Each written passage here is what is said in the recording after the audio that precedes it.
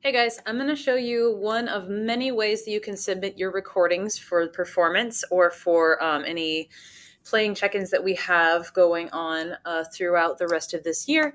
So one way that I like to use is Screencastify. You've seen lots of videos that I've used to do tutorials just like this one. So now I'm doing a Screencastify on how to use Screencastify specifically for your recordings for music. So you can see here that I have a part for jazz, Birdland, pulled up.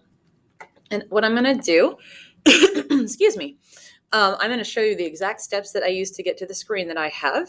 And then I'll show you what I'm going to do after that point. So first of all, I'm going to go back here.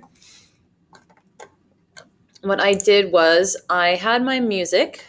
And what I did, if I move this real quick, I used another screen to go to print so I could pull it out without dropping that whole thing. I pulled it off screen, and I'm not going to pull it off completely because I've got it, but that gave me this part back here. Going back to that. Now what I'm going to do, I'm going to replace my tile, and then I'm going to go into the jazz band. If this is for Trojan band or Viva band, you're going to go to the appropriate places to find your recordings, but I'm going to pull up the track. Oop. And I'm going to refresh because it doesn't want to right now.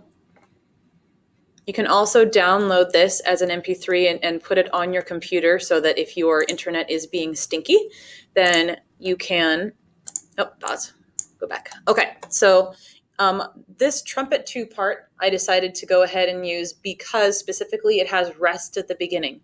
If your part has no rest at the beginning, you do not have to give a count off. But if you do have rest at the beginning, I want you to give me a count off along with my voice in the recording as I'm saying it, just in the last 4 beats, because this makes it so much easier to line up, okay? So I'm gonna have everything ready. I have my printed out music right here on a music stand. I have the recording ready to go.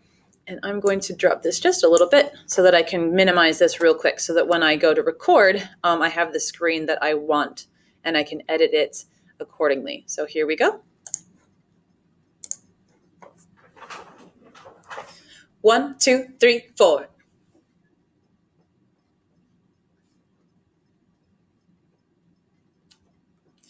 And what you can't hear right now is that the track is running in my ears. Still in my wrists. I would need to be quiet during this section though, otherwise it would destroy the recordings.